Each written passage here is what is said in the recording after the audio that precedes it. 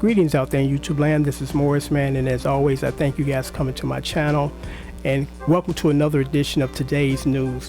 From time to time, when I run across a headliner in the paper that has a pretty interesting topic, I speak on it. And today, in the Chicago Tribune, the headline reads this: Chicago mayor planning to hire hundreds more police officers to combat gang violence. Now, I've mentioned this before on my talk show, Tell It Like It Is. The problem is not that the city is police deficient. The problem is the city is job deficient. And they plan on hiring hundreds more police officers and put them on the street. And it's like, that's exactly what we need. More police officers to get in conflicts with these people out there and somebody dies. So that is definitely not the answer to the question. The answer is, again, more jobs, because the money that they're going to take to hire hundreds of more police officers, they take that same money and create either training programs for young people that don't have any job skills, or create jobs with that money for the people that are committing the crime. You know, it's just unfortunate that the people that is overseeing things are usually upper class people, and they've never lived in the ghetto. They've never lived in the neighborhood where people are struggling and they do whatever they need to survive. You know, so this is just another page out of the playbook. This is what we do for this problem. It didn't work in the past, so what makes us think it's going to work in the present or the future? It's not.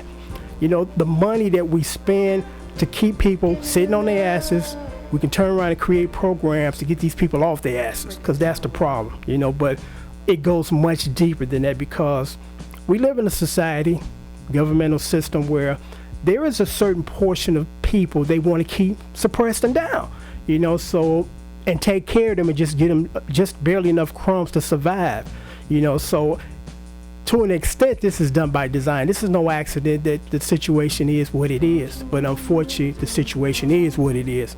And hiring more police officers to combat gang violence or combat gang violence is not the answer. It doesn't work, because that's not the problem. Again, the city is not police or police deficient. The city is job deficient. You know, when I was growing up, there were programs to keep young people busy and employed. You know, throughout my high school years, I worked for the CETA program. I signed up for it every summer. I went out, worked on, you know, did various jobs and got paid. Those jobs or those programs, they cut a long time ago. And now there's almost twice as many teenagers now than they were when I was growing up. So now you got twice as many young folks walking around with no jobs and no incentive to do anything. Most of them come from broken homes, meaning that their father wasn't in the household, father didn't marry mama. It's just them, their mother, and their mother. You know, grandma is the new surrogate father in the black family structure, and that's why we having all this type of issues as far as crime. You know, no one wants to address the root issue. You know, we always want to address the surface issue, and the surface issue is a lot of young folks out there killing each other.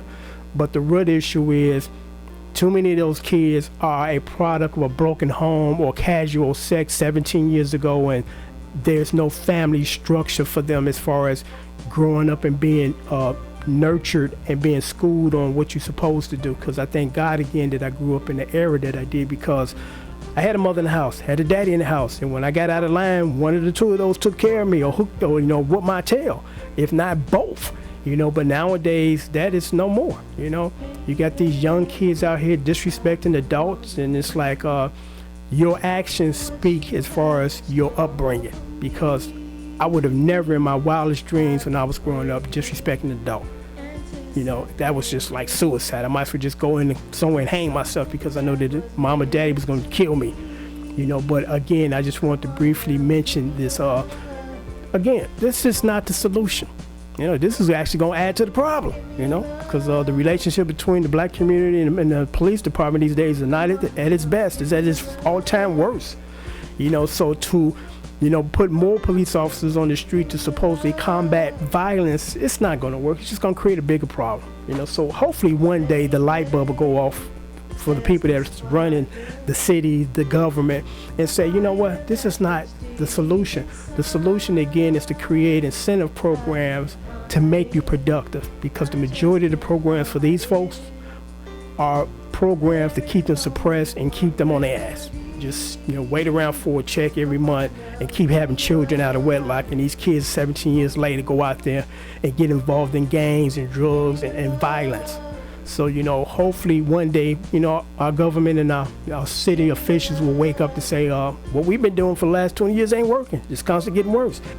What's taking place is not working. So hopefully somebody will wake up and say, hey, let's try to go left, because going right ain't working. So until next time, take care. Thanks for watching. Today was another edition of Today's News.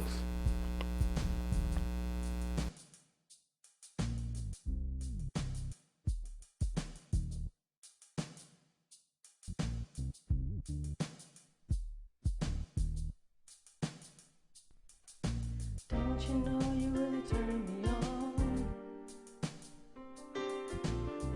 You can bring it to the early dawn. Don't you know that it's plain to